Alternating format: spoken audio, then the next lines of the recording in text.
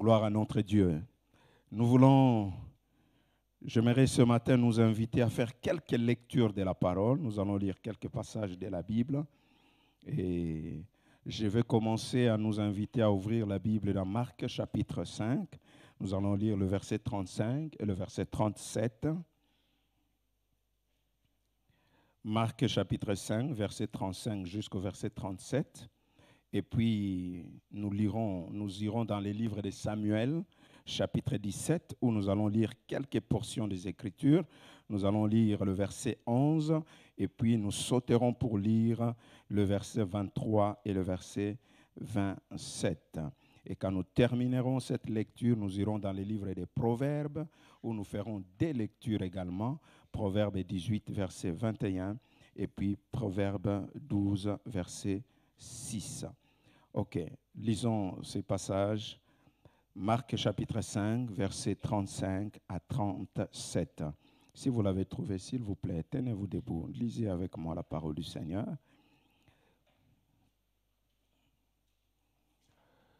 Lisons tous ensemble, allons-y. Comme il parlait encore, survint de chez les chefs de la synagogue des gens qui dirent, ta fille est morte.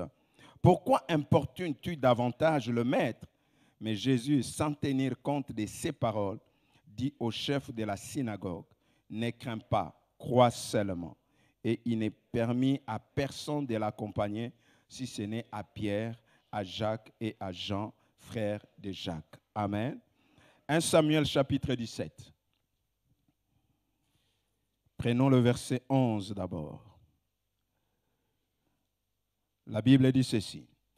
Saul et tout Israël entendirent ces paroles du Philistin et ils furent effrayés et saisis d'une grande crainte. Verset 23 jusqu'au verset 27. Tandis qu'il parlait avec eux, voici le Philistin de Gad, nommé Goliath, s'avançant entre les deux armées, hors des rangs des Philistins. Il tint les mêmes discours que précédemment, et David les entendit. À la vue de cet homme, tous ceux d'Israël s'enfuirent devant lui et furent saisis d'une grande crainte.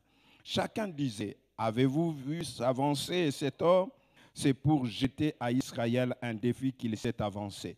Si quelqu'un le tue, le roi le comblera de richesses. Il lui donnera sa fille et il affranchira la maison de son père en Israël.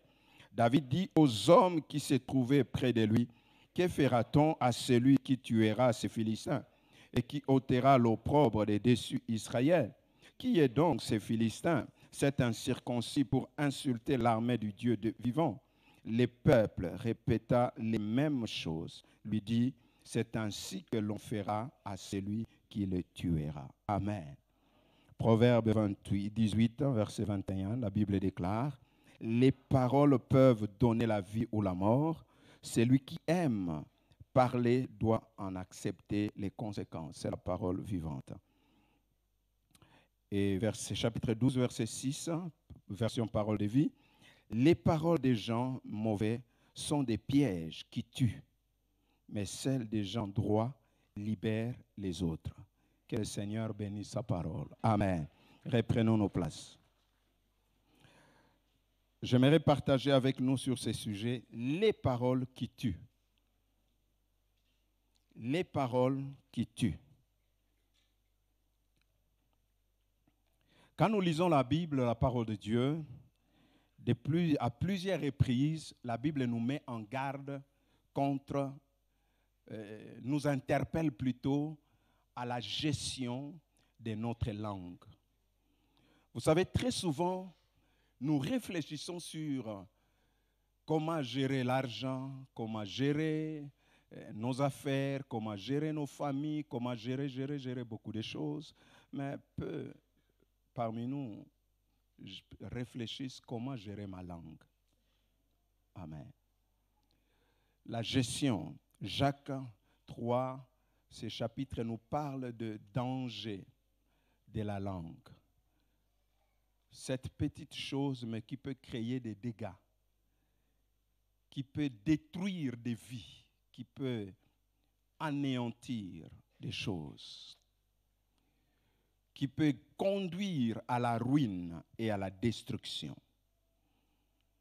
la Bible nous met en garde contre quelques paroles. Et les Proverbes 18, 21 soulignent, il dit, les paroles peuvent donner la vie ou la mort.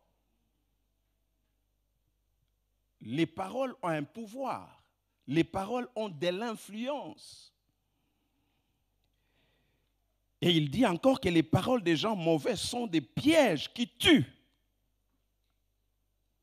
Donc nous comprenons, à la lumière de ces deux passages, les deux proverbes, qu'il y a des paroles qui apportent la vie et des paroles qui apportent la mort. Des paroles qui font vivre et des paroles qui tuent. Les paroles qui tuent. Il dit, faites attention. Il y a des paroles qui tuent. Mon but ce matin est premièrement de nous aider, de nous faire comprendre l'importance de la parole afin que, avant de déclarer, de dire quelque chose, réfléchis plus 10 000 fois. Parce que les choses que tu peux déclarer peuvent avoir de l'impact sur ta propre vie ou sur la vie des autres. Alors d'où, avant de parler, réfléchis. Avant de confesser, de déclarer les choses, réfléchis. Parce que ce que tu dis peut avoir de l'influence, peut influencer toute ta vie, peut influencer toute la vie des autres. Les paroles de ta bouche peuvent apporter la vie ou peuvent apporter la mort. Mais aussi, le but est de nous aider à savoir comment nous devons réagir face aux déclarations, aux paroles négatives qui tuent. Que les hommes profèrent, que les hommes déclarent, que les hommes confessent, que les hommes nous disent. Comment nous devons réagir face à ces paroles négatives, déstabilisantes, dévalorisantes, décourageantes? Comment nous devons réagir? Car cela est très important. Car très souvent, ces paroles nous tuent parce que nous ne savons pas comment réagir. Parce que nous ne savons pas comment réagir face à ces paroles. Et cela nous déstabilise. Donc je disais qu'il y a des paroles qui tuent. Et ces paroles ne doivent jamais élire domicile en vous, car elles ont un impact négatif. Leur puissance est destructrice et dévastatrice. Bien aimé, il y a des paroles qui nous tuent notre personnalité, qui nous changent complètement. Une fois écouté, et une fois que nous l'avons entendu, ça nous change. On cesse d'être ce qu'on doit être. Ça change notre personnalité. Du fougueux, on est devenu directement timide. Un homme qui parlait beaucoup à cause des choses qu'on lui disait, c'est fini, il est devenu timide. Est-ce que je peux avoir de l'eau?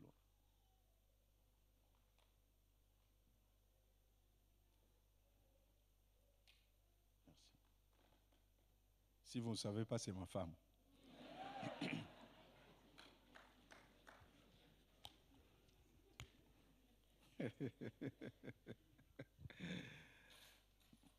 Ah, c'est important, hein?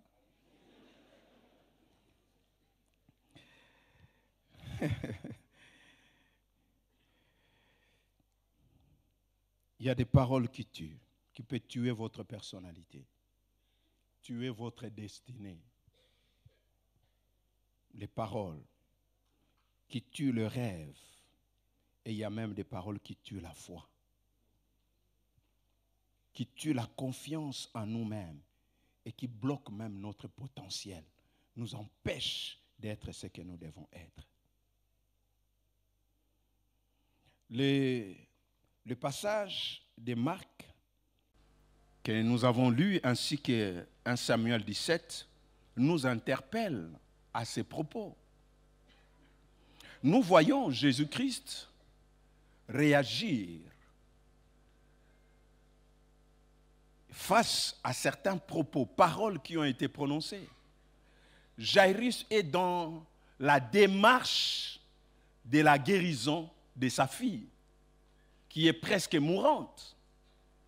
Lorsqu'il vient voir Jésus, il lui parle de la maladie de sa fille qui est très, très malade et presque mourante. Et il sollicite l'aide du Seigneur, que Dieu vienne l'aider, que Jésus vienne à son secours. N'oubliez pas, c'est un homme, un chef de synagogue, un chef spirituel. Mais il ne cherche pas sa solution auprès de la religion, mais il le cherche auprès d'un homme, Jésus. Amen. Il cherche le salut, pas auprès dans la religion, mais il cherche le salut auprès de Jésus. Et Jésus va le rassurer en acceptant d'aller avec lui. Vous pouvez imaginer la joie de cet homme. De dire, waouh, il voyait déjà sa fille debout. Il voyait déjà sa fille en train de sauter, de retrouver la santé, de jouer avec elle. Il voyait déjà tout ça. Comment c'était merveilleux, comment ça sera beau. Ma fille ne sera plus clouée au lit. Ma fille ne sera plus là. Ma fille sera en bonne santé. C'est fini. C'est du passé. Tout cela, il pouvait commencer à réfléchir à nouveau sur le futur de sa fille. Jusqu'à ce qu'à un moment donné, les gens qui sont venus de chez lui, de sa maison, ils sont venus le voir pour lui dire ces paroles. Cesse d'importuner le maître, car ta fille, elle est morte. La réaction de Jésus nous fait comprendre ce qui s'est passé dans la vie de cet homme lorsqu'il a entendu ces paroles. Il était mort. Sa foi était morte. Il avait la foi quand il a contacté Jésus. Il avait la foi quand il est allé dans la présence de Jésus pour solliciter la grâce. Il avait la foi que ma fille sera guérie. Mais quand les paroles sont venues, des hommes proches, des personnes qui les connaissent vraiment, ça a tué sa foi. Ça a tué sa foi. Il a été déstabilisé, découragé par ces paroles. Ces paroles ont affecté sa foi, ont influencé, ont impacté sa foi. Ça a bousculé sa foi. Sa foi a commencé à se détruire. C'est là où Jésus va le ressaisir pour lui dire, ne crains pas, crois seulement. Crois seulement.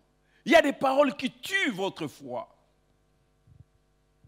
Parce que ces paroles vont vous faire voir plus la grandeur de votre problème.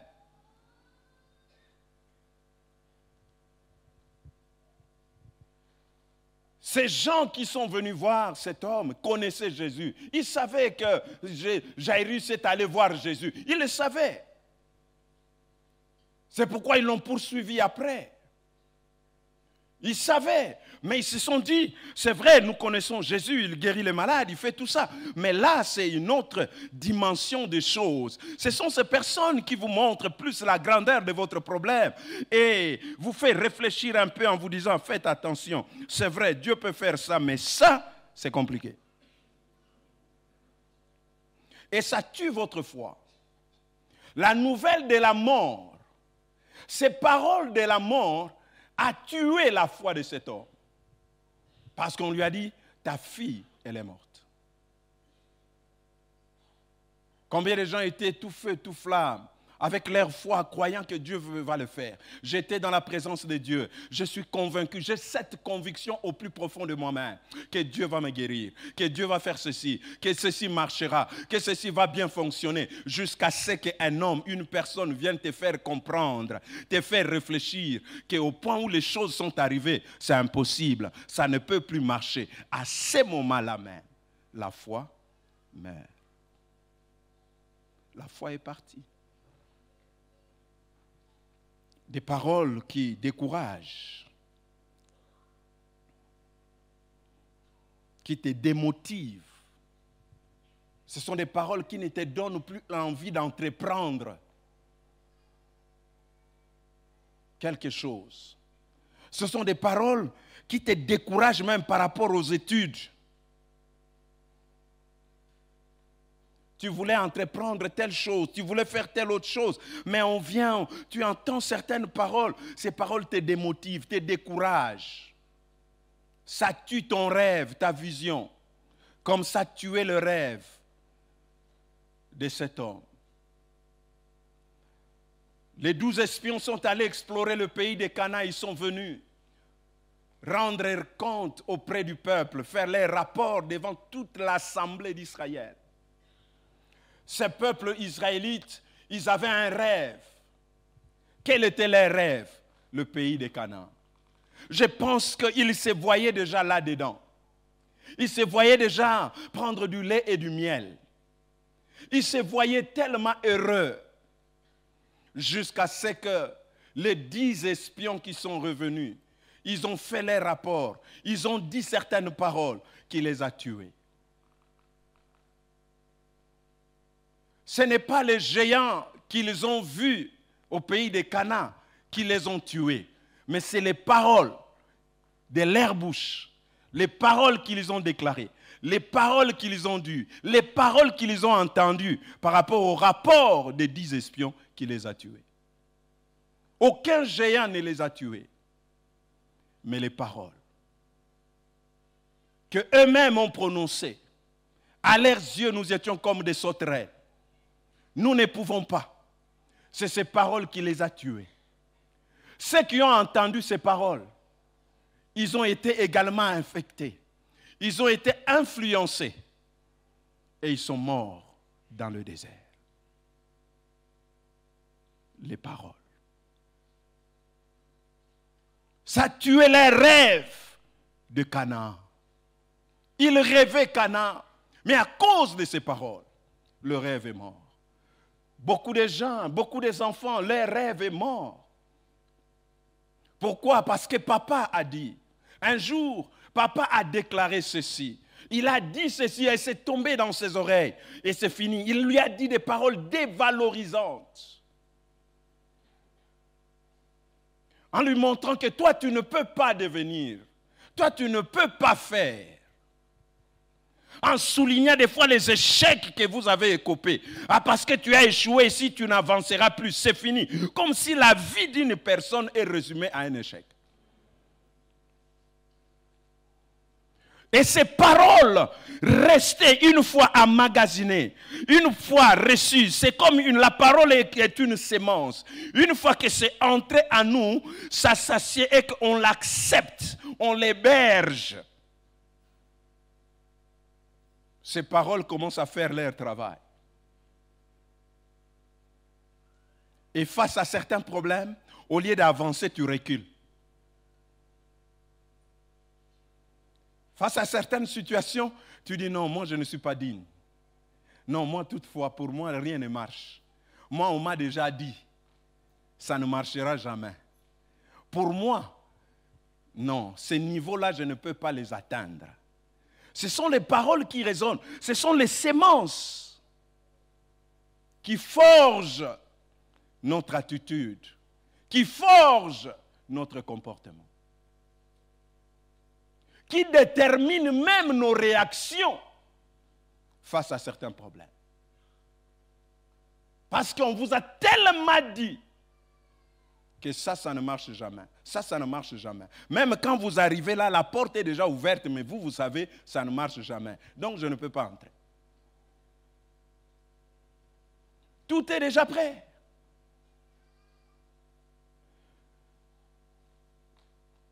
Les peuples juifs, les Israélites, ils ne sont pas tous allés au pays de Canaan. Mais personne n'a osé aller parce que simplement on leur disait, il y a des géants fils d'Anak. Qui parmi eux a vu les géants? Sinon les 12. Personne n'avait vu les géants. Mais tous se sont dit, oh, ils sont plus grands à nos yeux. Quels yeux? Vous ne les avez pas vus, mais vous avez seulement entendu. Vous avez seulement entendu qu'il y a des géants de fils d'Anak. À leurs yeux, nous sommes comme des sauterelles. Ils vont nous écraser. C'est fini. Devant la porte de Canaan, entre la porte, elle est ouverte. Non, il y a des géants. Les géants que tu n'as jamais vus. Tu commences toi-même à imaginer comment ils sont ces géants. Tu commences déjà à te voir comment on est en train de te cribler. Les géants me piétinent, les géants... Les parents voient déjà leurs enfants, comment les géants sont en train de les massacrer. Nous n'entrerons pas. Pourquoi? Les paroles qui ont été sémées dans votre vie. Beaucoup de personnes souffrent jusqu'à aujourd'hui à cause des paroles qui ont été sémées dans leur cœur. Ils ne évoluent pas, ils ne se développent pas, ils ne s'épanouissent pas parce qu'il y a une parole qui a été dite. À cause de ces paroles que les professeurs vous ont dit chaque fois. Non, vous le maths, ce n'est pas pour vous. Et vous avez mis ça dans votre tête. Ça, ce n'est pas pour moi. Des grandes études, ce n'est pas pour moi. Avant même d'y entrer, on s'est déjà interdit certaines choses. Ce n'est pas pour moi. Parce que ces choses ont été inculquées dans notre esprit. Des paroles décourageantes qui nous découragent. Les enfants d'Israël, ils sont en guerre contre les Philistins. Et l'arme de Goliath, des Philistins, l'arme des Philistins, c'est Goliath. Mais l'arme de Goliath, c'est la parole. Quand il est sorti, il ne s'est pas engagé directement en guerre, commencer à tuer les gens. Non. Il se lève, il commence à parler. Vous êtes des esclaves de Saoul. Je vais tous vous tuer là. Personne ne va tenir devant moi. Si quelqu'un est courageux, qu'il avance ici. La Bible dit ceci. Saoul et tout Israël, lorsqu'ils ont entendu ces paroles, lorsqu'ils ont entendu cela, la Bible dit, Saul et tout Israël entendirent ces paroles du Philistin. Et ils furent effrayés et saisis d'une grande crainte. Ils ont entendu ces paroles. Remarquez là, ils n'ont pas, la Bible ne dit pas qu'ils ont considéré la vue, la taille, les armes de Philistins. Non. Ce qui les a déstabilisés, c'est ce qu'ils ont entendu. Je suis arrivé à comprendre que Goliath, la taille de Goliath n'était pas ce qui les faisait peur. Avant, ils pouvaient voir Goliath circuler, même pas peur. Ils n'avaient pas peur. Mais lorsque Goliath a parlé, il s'est avancé, il a commencé à leur parler. Lorsqu'ils ont entendu ces paroles, pas lorsqu'ils ont vu Goliath. C'est plus tard que lorsqu'ils ont vu Goliath, en sachant ce qu'il avait déjà dit, ils ont commencé à avoir peur. Ils se sont retirés. Mais dès la première entrée de jeu de la guerre, la Bible dit ce qui a fait peur à Saoul et aux enfants d'Israël, c'est ce qu'ils ont entendu. Pas ce qu'ils ont vu. Plus tard, la Bible dit à la vue de Goliath, tous eurent peur à cause de ce qu'ils avaient entendu. Au fait, dès le moment où ils ont entendu Goliath, leur façon de voir Goliath a changé. Autrefois, ils le voyaient géant. Ils le voyaient avec toutes ses armes. Ils n'avaient pas peur. Ils disaient, on va se battre. Ce n'est pas ça. On va se battre. Nous sommes des hommes entraînés. Nous savons qu'est-ce qu'est la guerre. Nous allons nous battre avec eux. Il n'y a pas à avoir peur. Mais lorsque cet homme a parlé, ça les a déstabilisés. Et ces paroles sont restées en eux. Plus tard, dès qu'il s'est présenté, il n'avait pas dit un mot. Juste le fait de le voir, les paroles sont revenues. Vous êtes esclaves de Saoul. Je vais tous vous tuer. Que les courageux avancent. Tous eurent peur. Beaucoup de choses nous font peur aujourd'hui. Ce n'est pas parce que nous avons, en le voyant, mais lorsque nous voyons, ça nous rappelle certaines paroles. Ça nous rappelle certaines déclarations. qui était prononcé et déclaré. Et quand nous voyons cela, nous disons non, je ne peux pas le faire. Bien-aimés, les paroles ont une puissance. Quelles sont ces paroles qui tuent vos rêves? Quelles sont ces paroles qui vous découragent, qui vous démotivent? Ils étaient tous tétanisés, paralysés, parce qu'ils ont entendu Goliath faire des déclarations, dire les choses. Et cela les a brisés. Au point que, plus tard, quoique ne disant peut-être rien, alors qu'il n'avait encore rien dit, mais juste sa présence commence à leur faire peur. Juste sa présence. Vous savez, des fois vous êtes malade, vous avez des douleurs. Vous marchez avec, c'est normal, vous êtes là, jusqu'au jour où le médecin vous dira, c'est incurable. Ah bon? Et chaque fois, il y a un peu de douleur, alors qu'avant, vous sentiez ces douleurs. Ah, Dieu fera. Ce n'est pas grave. Mais maintenant, depuis qu'on vous a fait comprendre que ces douleurs-là, ça peut entraîner telle autre maladie. Quand tu sens ça, normalement, ça peut être le début du cancer. Alors c'est fini. Chaque fois qu'il y a la présence de ces symptômes, tu te dis déjà toi-même, ça commence. Tu te vois déjà mort, enterré. Du reste, tu commences déjà à réfléchir. Qui va s'occuper de mes enfants? Il me reste combien de temps? À la vue, ce n'est pas sa présence qui faisait peur, mais les paroles qu'ils ont entendues continuent à résonner dans leur cœur et dans leur esprit. Et la stratégie de Goliath, c'était de dévaloriser les enfants d'Israël au point de les placer comme des esclaves de Saül. Et c'est ces paroles qui ont détruit et ruiné leur vie. Les paroles sont très dangereuses. Des paroles décourageantes. Mais la Bible nous montre comment nous devons réagir face à toutes ces paroles. Ces paroles qui nous montrent que nous ne pouvons jamais arriver. Avec votre taille, avec votre race, les niveaux de vos diplômes, vous n'y arriverez jamais. Vous ne pouvez jamais arriver. Les paroles qui vous font comprendre que la famille dans laquelle vous êtes sortis, avec ça, vous ne pouvez pas arriver. Ces paroles vous découragent, vous déstabilisent. La Bible nous montre comment réagir face à ces paroles qui tuent notre vie, notre potentiel. Jésus lui-même nous montre la réaction face à ces paroles.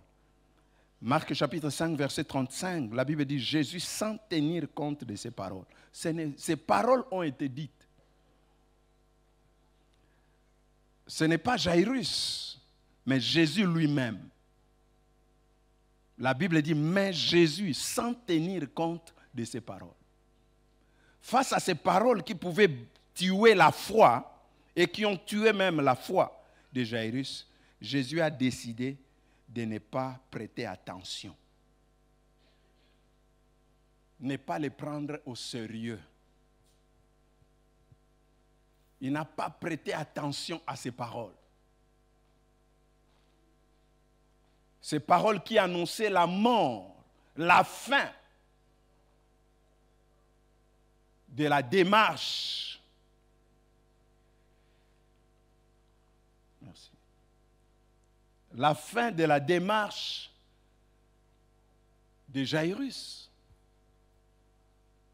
Ces paroles qui étaient venues pour contredire toutes les démarches de Jairus, car les démarches de Jairus consistaient à la guérison de sa fille. Et les paroles viennent montrer le contraire. ces démarches n'ont pas marché. Tes démarches n'ont pas abouti. Tu n'as pas atteint ton but. C'est en vain que tu as fait tous ces efforts. C'est en vain que tu t'es engagé comme ça. Ça ne donnait rien. C'est en vain que tu te sacrifies comme ça. C'est en vain que tu pries comme tu es en train de prier. C'est en vain que tu t'es sacrifié pour servir Dieu. C'est en vain, ça n'a rien produit. C'est la mort, il n'y a pas de succès, il n'y a pas de réussite. Rien ne marche. Ces paroles ont venu arrêter Jairus dans sa démarche de foi. Et face à ces paroles, la Bible dit, Jésus, sans tenir compte de ces paroles, bien-aimés dans le Seigneur, face aux paroles qui tuent, comment devons-nous réagir? Jésus nous montre l'exemple. Face à ces paroles négatives, destructrices, dévastatrices, Jésus a pris une position sans tenir compte. Il a décidé de ne pas prêter attention à ces paroles, de ne pas les prendre au sérieux. Il y a des paroles dans votre vie que vous ne devez pas considérer, que vous ne devez pas prendre au sérieux. Il y a des paroles pour lesquelles je ne veux pas prêter attention. Cependant, ce qu'a dit ces gens, ce que disaient ces hommes n'était pas était la vérité, la réalité de ce qui s'est passé à la maison. Mais Jésus dit, je ne tiens pas compte de cela. Même si c'est une réalité, même si c'est ce qui est en train de se passer maintenant, je ne tiens pas compte de ça. Je refuse de considérer ces paroles, de donner du poids à ces paroles. Je refuse de donner du poids à ces paroles.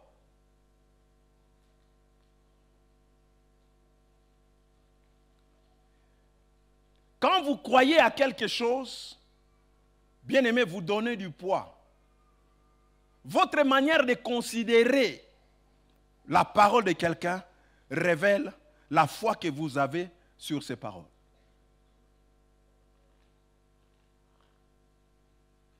Et Jésus, la Bible dit, sans tenir compte, ne pas prêter attention, ne pas prendre au sérieux ces paroles. Je vois également David, lorsqu'il vient dans 1 Samuel 17, lorsqu'il vient dans l'armée d'Israël, la première des choses qu'il rencontre lorsqu'il vient déposer, il pose les questions, son frère Eliab va réagir pour lui dire, je connais ton orgueil. Des paroles blessantes. Comment tu peux me traiter d'orgueilleux? Il dit, je connais ton orgueil. Qu'est-ce que tu viens faire ici? Rentre, va garder les brebis de papa. Des paroles qui blessent. Mais j'aime l'attitude de David. La Bible dit, David lui tourna le dos. J'aimerais dire à quelqu'un, ne te laisse pas blesser. Tourne le dos. David était, ça c'était son cœur. Quand la parole arrive, pas dans le cœur, touche le dos. Parce que la Bible dit, garde ton cœur plus que toute autre chose. Car de lui viennent les sources de la vie. Il dit, il lui tourne le dos. Je ne peux pas permettre à quelqu'un, aux paroles, de toucher mon cœur. Ces paroles blessantes, ces paroles négatives, blesser mon cœur. Non. Bien-aimé dans le Seigneur, tu as le pouvoir, tu as la clé d'ouvrir ou de fermer. Face aux paroles négatives, tu peux toi-même ouvrir ton cœur et tu les acceptes. Ça te détruit systématiquement. Comme aussi tu as le pouvoir de le refuser. La Bible dit, il lui tourna le dos. Il a refusé que ces paroles prennent de l'influence sur sa vie. Que cette parole prenne place à sa vie. Il dit, non, non, non, non, non, non. Je ne peux pas accepter ça. Je ne suis pas orgueilleux. Pourquoi? Il n'en fait même pas un problème. Il ne vient pas pour dire, oh, oh, Eliab, je te respecte. Mais en tout cas, là, ce n'est pas sérieux. Non. Il fait quoi? Il lui tourne les dos. Vous savez, quand quelqu'un ne vous aime pas, même si vous vous mettez à vous expliquer, il ne vous aimera pas. Même si tu passes ton temps à dire, pourquoi tu ne m'aimes pas? Moi, vraiment, je suis comme ça. Moi, il ne t'aime pas, il ne t'aime pas. Vous comprenez? Quand quelqu'un te hait, il te hait. Des fois, on te haïra sans cause. David, on le traite injuste, sans rien, mais il n'a pas le temps de rester là pour commencer à expliquer à Eliab, non, ce n'est pas de l'orgueil, tu vois, tu comprends, non. Laisse-lui interpréter ton attitude comme il veut interpréter, mais toi, tu sais ce que tu es et tu sais ce qu'est ton cœur. Juge-moi comme tu veux, parle comme tu veux. Si je veux rester sur ce que tu as dit là, je vais me faire du mal. Je vais me faire du mal. Le but d'Eliab, c'est de déstabiliser David. Qu'il quitte là. Tu vas te faire du mal. Parce que tu veux rester sur cette histoire. Je verrai pourquoi il m'a dit ça. Mais comment lui vraiment peut me dire ça? Il est quand même mon frère. En plus, devant tout le monde. Comment il peut me... Hé, tourne les dos. Je ne veux pas rester sur ça. Jésus sans tenir compte. Il ne reste pas là pour commencer à réfléchir, à dire non, pourquoi, comment, c'est pourquoi. Et on se fait davantage mal, on crée des choses parce que quand cette parole amère s'installe en vous, ça va pousser et devenir un arbre qui porte les fruits d'amertume, de la haine, de l'animosité, des clameurs, toute forme de choses. Vous commencez à changer des attitudes. Regardez un peu dans quel contexte ils étaient. Il y a Goliath. Nous sommes en danger. Et moi, je dois me laisser par des paroles simples comme ça. Je m'affecte comme ça. Non! Je ne pleure pas. Il y a un Goliath à renverser. Eliab, tu ne me fais pas peur. Je ne vais pas suivre tes paroles. Il y a des femmes Eliab. Il y a des maris Eliab. Il y a des pères Eliab. Il y a des frères et sœurs Eliab. Quand ils rentrent en contact avec vous, ils vous déstabilisent. Ils vous font toujours comprendre que votre place n'est pas ici. Et si vous êtes là, c'est par orgueil.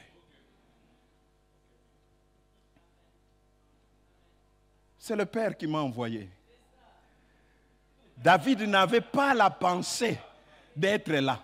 Il était en train de surveiller les brebis de son père. Le père dit, hey, viens, va là-bas. Maintenant je viens, mon frère regarde, il dit non, ça c'est de l'orgueil. Comment toi tu es ici? Mais ce n'est pas que moi. Il lui dit sûrement, il dit, est-ce que toi tu n'as pas été recruté par Saoul? Comment tu te retrouves ici? Tu es orgueilleux. Même si tu n'es pas dans la liste, tu veux seulement être là partout te faire voir. Je ne veux pas me faire voir. C'est le Père qui m'a envoyé. Du reste, comme je suis venu là, je t'ai amené la provision. Tu ne sais pas, moi je t'ai amené la provision. La provision pour que tu manges. C'est le Père qui m'a envoyé. Ce n'est pas moi par moi-même. C'est pourquoi si tu me vois là, ne me jalouse pas. Si tu me vois là, ne me critique pas. Si tu me vois là, ne m'injurie pas. Dis à ton voisin, c'est le Père qui m'a envoyé. Moi j'ai gardé les brebis. Alléluia. Je suis celui qui reste derrière les brebis. J'aime ça, rester derrière les brebis. Mais le Père lui-même m'a dit, va dans le champ de bataille. Va voir tes frères. Dites-les, prends de leurs nouvelles. Comment ils vont? Apporte-les quelque chose à manger. Eliab ne regarde même pas à ce que David lui a apporté. Il commence directement à l'attaquer. Ta présence dérange les autres, mais sois là. Ça vous dérange, mais le Père m'a envoyé. C'est le Père qui m'a envoyé. Ce n'est pas par moi-même. C'est Dieu qui m'a établi là. C'est Dieu qui m'a placé là. Ça te dérange. Ça te met mal à l'aise. Mais moi, si je suis là, c'est parce que le Père m'a placé là. Aide-moi encore à dire à ton voisin, c'est le Père qui m'a envoyé. Eliab, ne t'attaque pas à moi. C'est le Père qui m'a... Pourquoi tu t'attaques à moi? Nous avons des problèmes à l'église. Nous sommes jaloux entre nous, frères et sœurs. Nous nous jalousons pour rien. Nous regardons les talents de l'autre, on commence à le jalouser. On regarde l'autre, lui aussi il exagère. Hein. Il veut se faire voir. Mais si je prie comme je prie là, c'est le Père qui m'a envoyé. Si je m'habille comme je m'habille là, c'est le Père. Si je suis là où je suis, c'est le Père. Moi j'étais derrière les brebis, inconsidéré, invisible, inadmirable. Personne ne m'a valorisé. Mais le Père m'a dit, va au champ. Je suis dans le champ de bataille. Pas par ma propre volonté, mais par obéissance au Père. Parce que je vais obéir au Père, c'est pourquoi je suis là. Alors ne me critique pas. Je vais dire à quelqu'un, ne critique pas mon élévation. Ne critique pas ma réussite. Ne critique pas ma bénédiction. Si je suis là, c'est le Père qui m'a envoyé. Eliab, ne sois pas jaloux. Je suis un envoyé du Père. Je suis un envoyé du Père. Je suis là parce que le Père m'a envoyé. Je suis là parce que le Père m'a envoyé. Cesse de me jalouser. Oh, pourquoi seulement elle? Pourquoi seulement lui? Depuis qu'il s'est marié. Mais c'est le Père qui m'a donné le mariage. Maintenant, tu veux que je fasse quoi?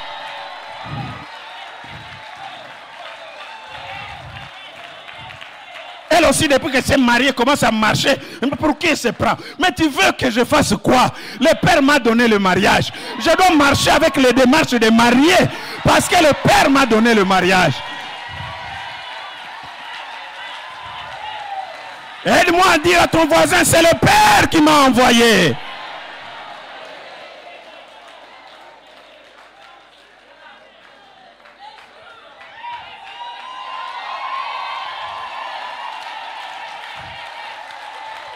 Je vais faire comme David. Go, Eliab, tu parles, je te donne le dos. Parce que je sais celui qui m'a envoyé. C'est le Père qui m'a envoyé. Je n'ai pas besoin de m'occuper d'Eliab. Je n'ai pas besoin de me concentrer sur les paroles d'Eliab. Parce que je sais celui qui m'a envoyé. David allait souffrir s'il était venu de lui-même.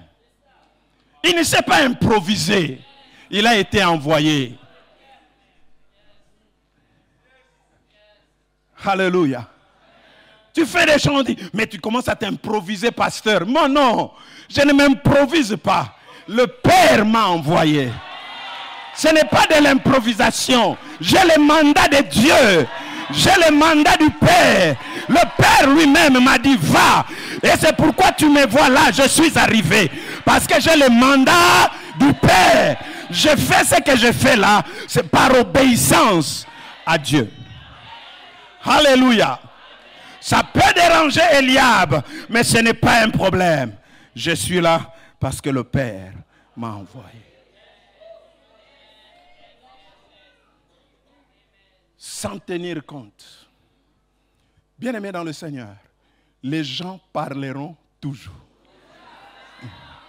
Vous ne pouvez pas empêcher les gens de parler. Du reste, vous ne contrôlez pas leur bouche. C'est eux qui décident quand ils parlent, comment ils parlent, ce qu'ils disent. Toi, ce que tu dois gérer, c'est comment réagir.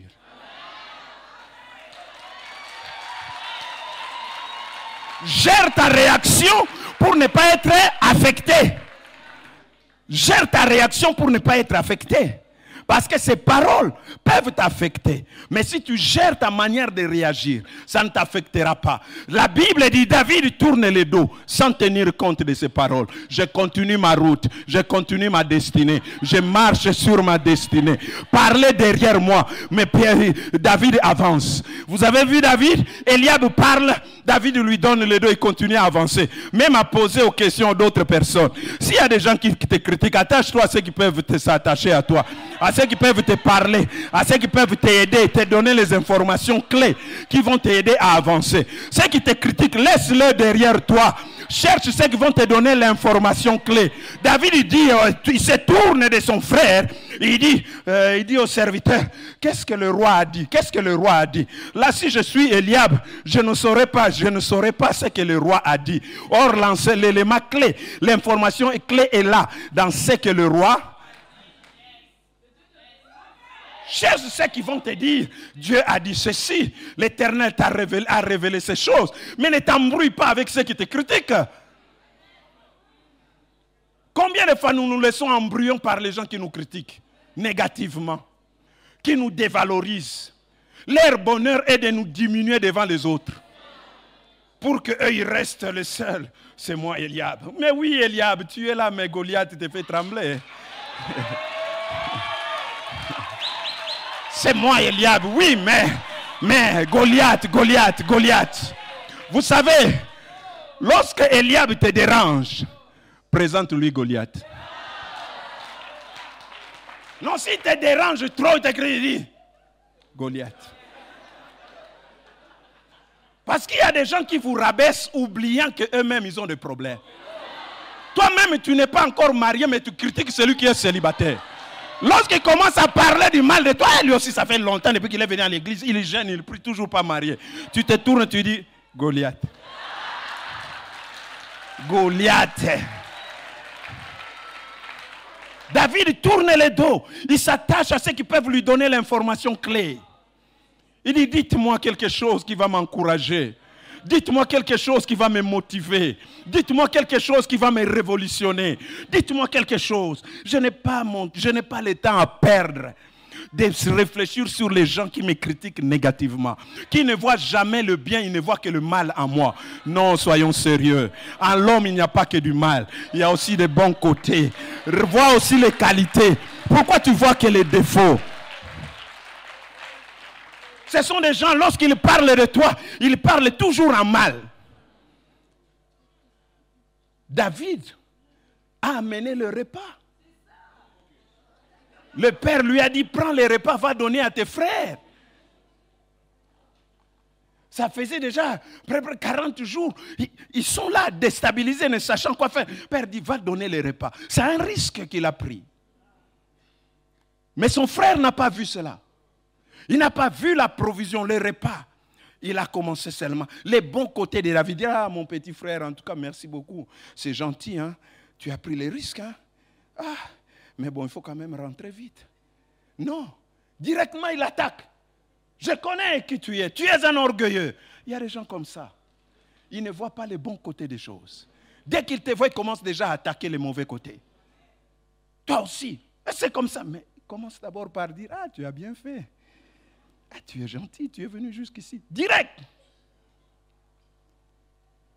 Et ça, si tu restes là, le mal, c'est que quand les gens t'attaquent de la sorte, toi-même, tu oublies même les bons côtés des choses. Tu commences à ignorer tes capacités, tes qualités. Tu commences à voir que les défauts que les gens pointent. Tu commences à te concentrer sur ça.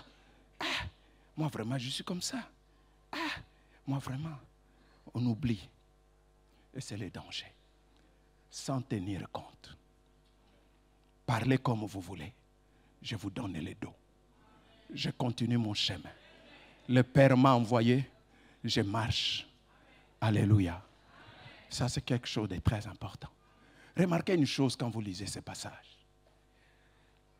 Goliath a parlé. La Bible dit ceci. David a entendu cela. David a entendu ce que Goliath a dit. Mais la Bible dit ceci.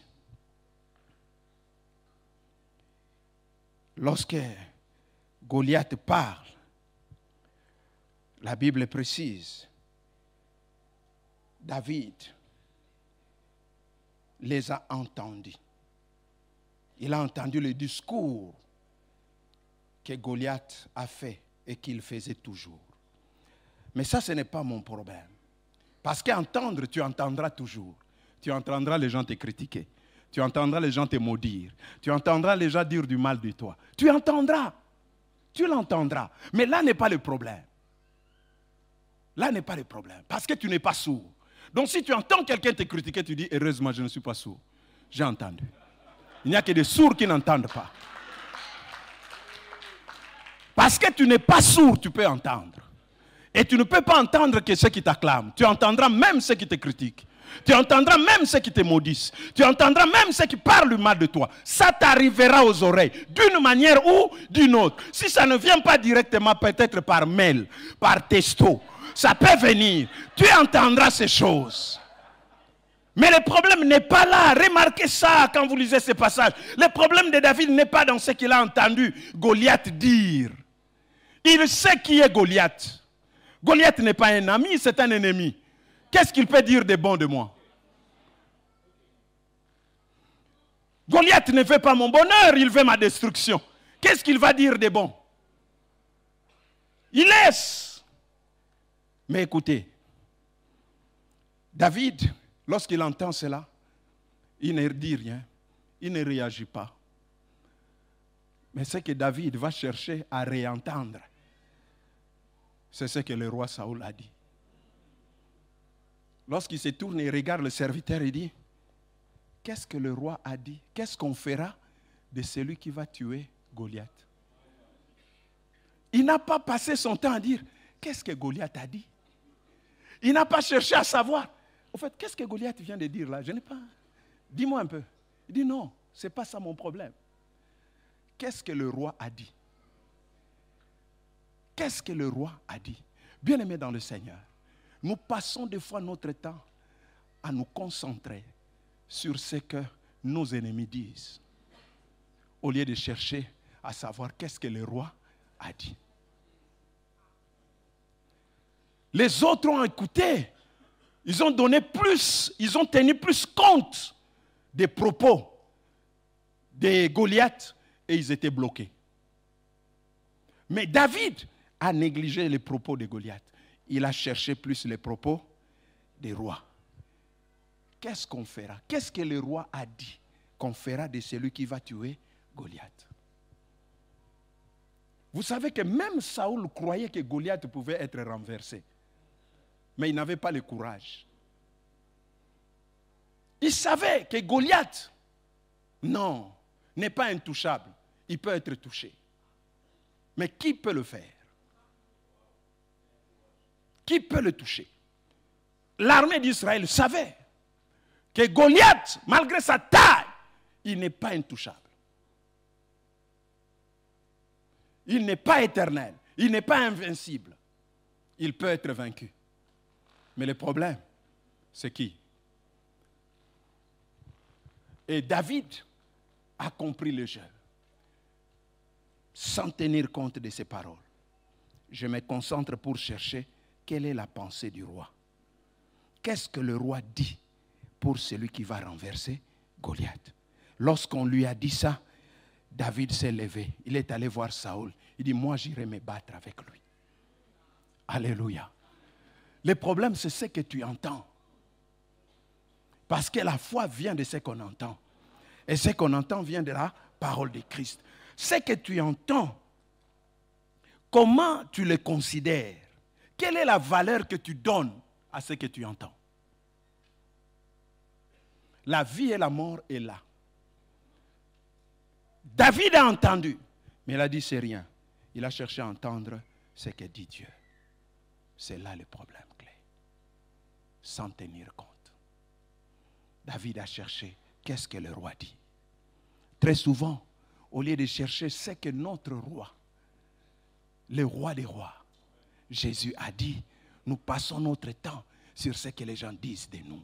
Comment les gens nous méprisent, comment les gens nous dévalorisent. Tu entendras quelqu'un entrer dans le bureau. Pasteur, moi, vraiment, je vais quitter cette église. Tu as entendu ce que les gens disent de moi? Vraiment, est-ce que c'est ce que moi je suis? Est-ce que moi je sais?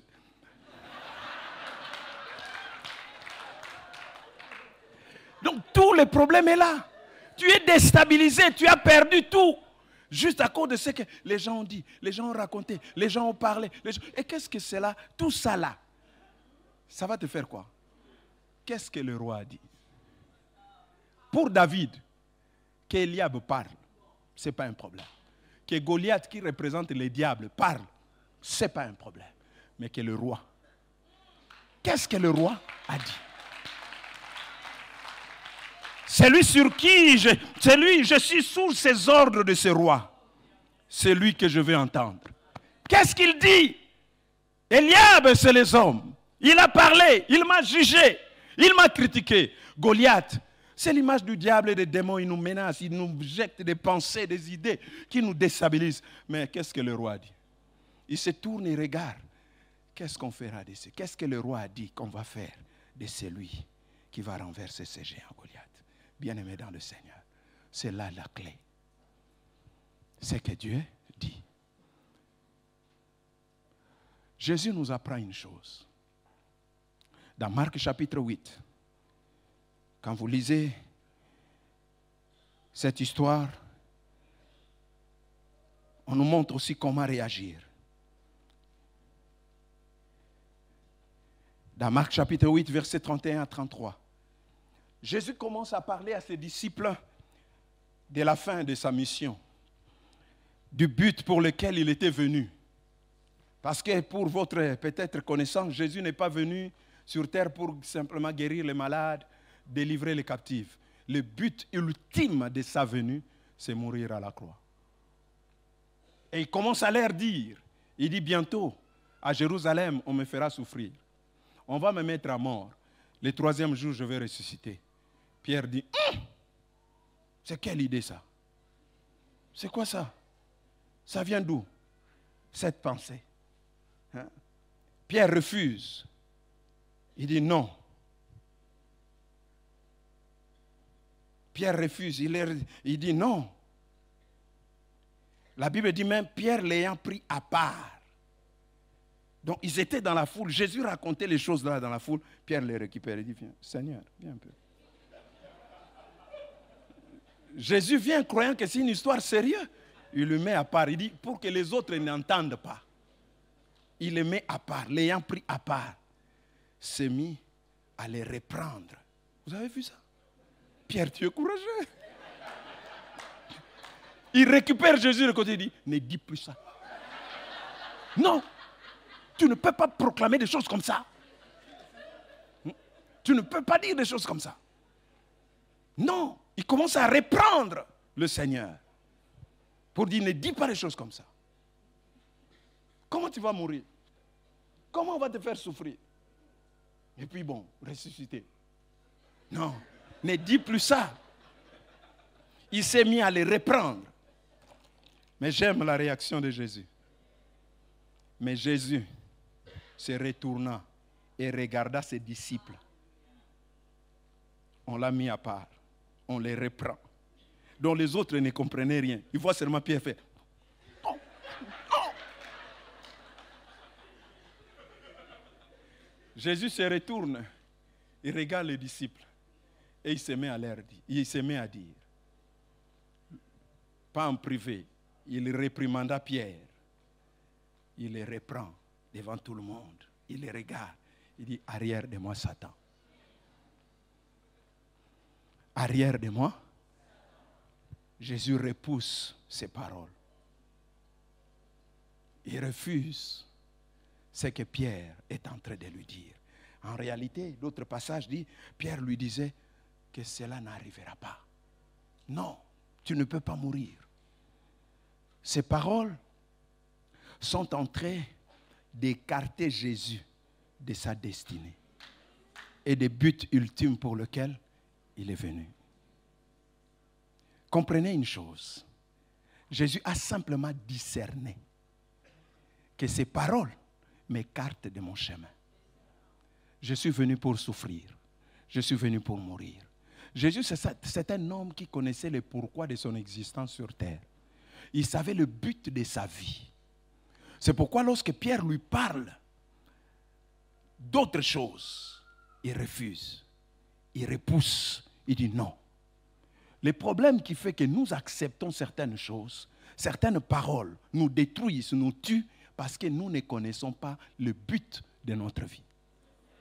Si nous connaissons le but de notre vie, les gens peuvent parler, ces paroles ne nous toucheront pas. On ne l'acceptera pas, parce qu'on sait pourquoi nous sommes là. Amen. Parce que nous savons le pourquoi de notre présence.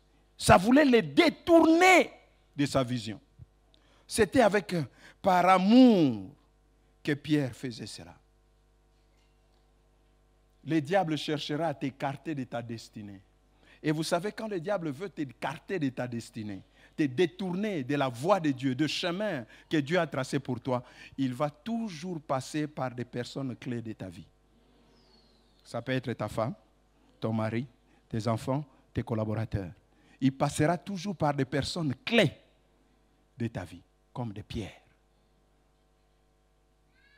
qui il y a quelque temps, il a dit, tu es le Christ, le Fils du Dieu vivant.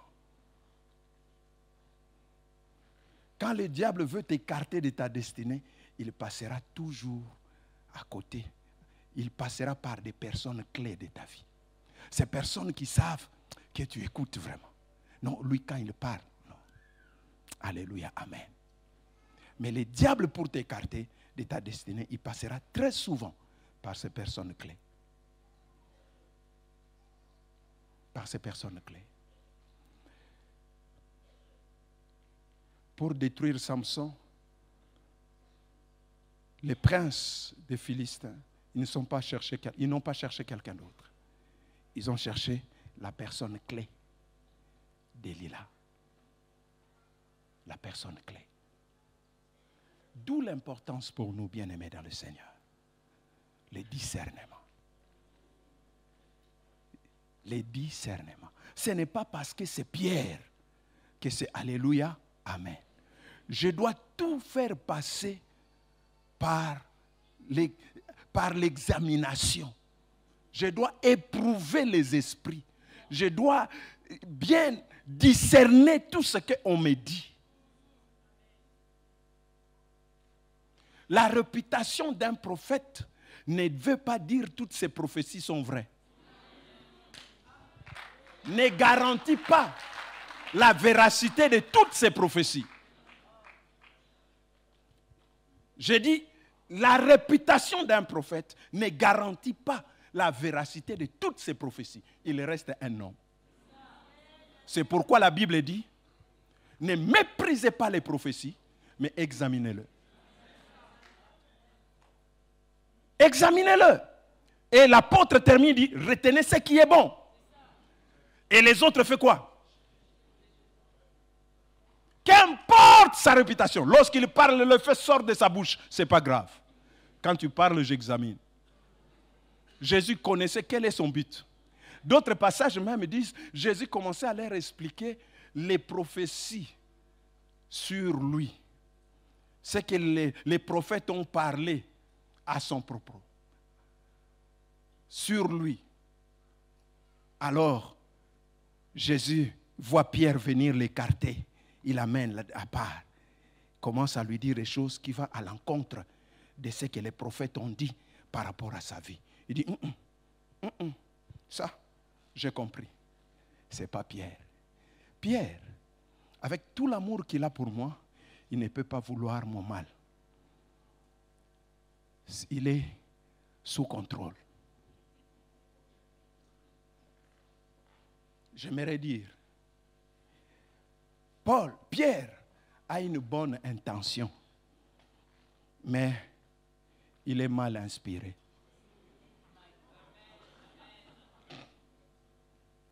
Il a une bonne intention. C'est parce qu'il aime Jésus. Il ne veut pas que Jésus, non, reste. Mais il est mal inspiré. Et Jésus a compris par le discernement. Ne te bats pas avec Pierre. Discerne.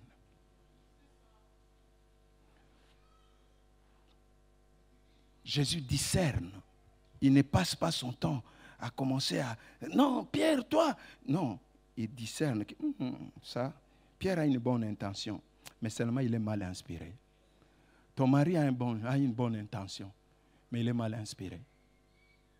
Le problème est dans l'inspiration, pas dans l'intention.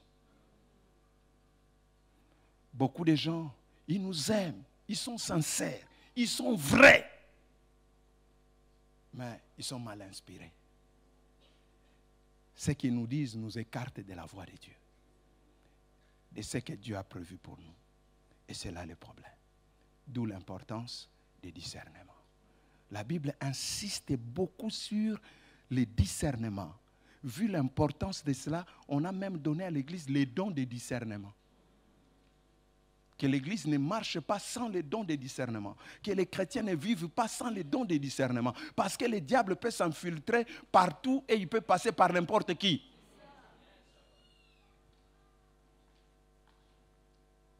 Alors discerne.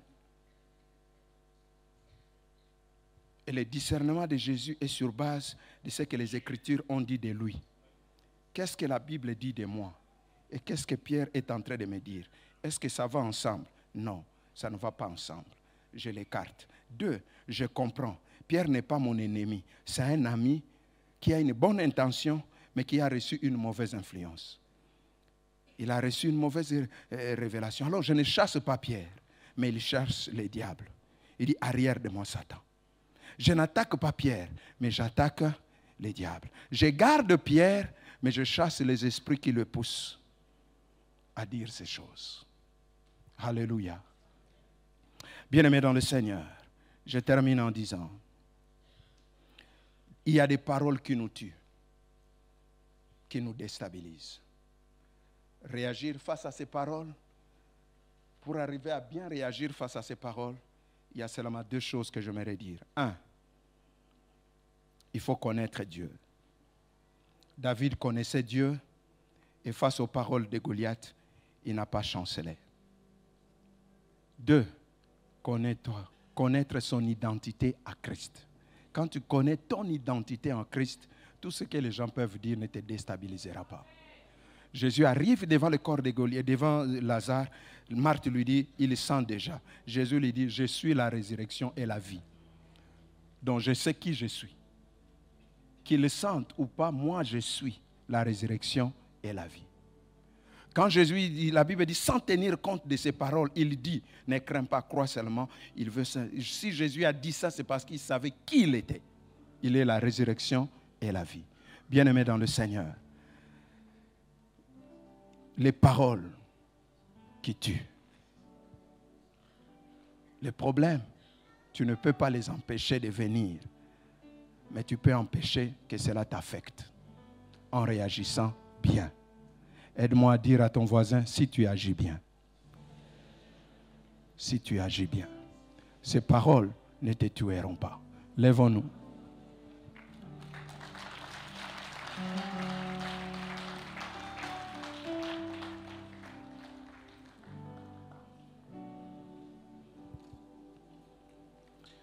Merci Seigneur.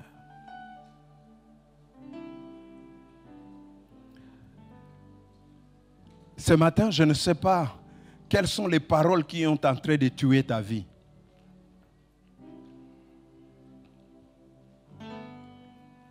Mais tu peux décider que ces paroles n'affectent pas ta vie en décidant à réagir autrement.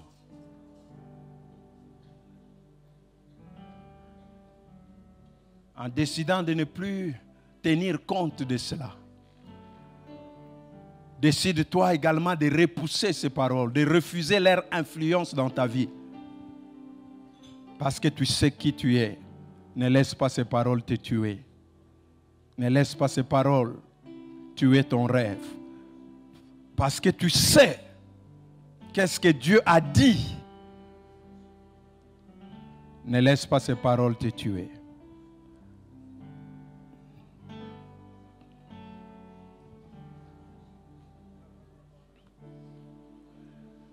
Y a-t-il un homme, une femme qui veut faire comme David, alors que Goliath part, lui il cherche qu'est-ce que le roi a dit. Je vais déclarer, je vais dire ce que le roi a dit. Je ne veux pas dire ce que Goliath est en train de dire. Je vais croire à ce que le roi a dit et je vais agir en fonction de ce que le roi a dit.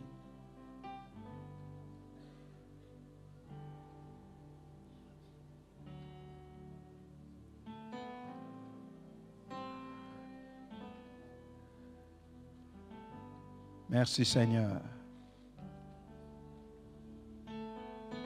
Peut-être il y a des paroles qui ont blessé ton cœur.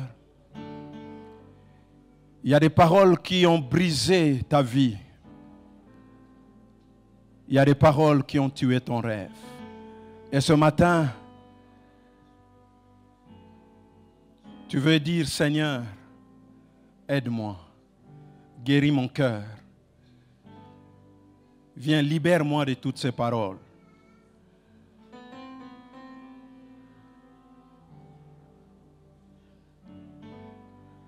Seul Jésus a pu aider Jairus en lui parlant. Ne crains pas, crois seulement. Peux-tu entendre la voix de Dieu qui te parle? Ne crains pas, crois seulement.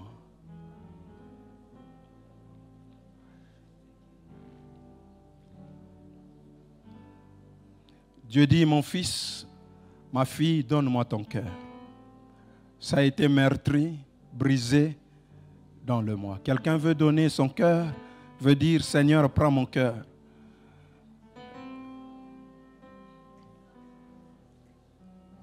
Il y a eu des paroles qui ont tué ma vie. Mais je veux qu'aujourd'hui, le Seigneur, par sa parole, il te ressuscite. Il y a une parole de résurrection. Il y a une parole de restauration. Il y a une parole de rétablissement. Il y a une parole de paix. Il y a une parole d'espoir et de joie que le Seigneur prononce pour toi. Et tu peux le saisir par la foi. Commence à confesser cette parole de foi, cette parole de joie, cette parole de restauration. Seigneur, merci pour ta parole ce matin. Refuse de rester écrasé par ces paroles négatives. Refuse que ces paroles t'écrasent. Refuse l'influence de ces paroles dans ta vie. Je ne sais pas quelles sont ces paroles qui ont été dites. Qu'est-ce que tu as entendu qui a déstabilisé ta vie? Commence à refuser ce matin l'influence de ces paroles. L'impact de ces paroles dans ta vie, dans tes projets, dans tes plans, dans ton rêve. Commence à les refuser dans le nom de Jésus.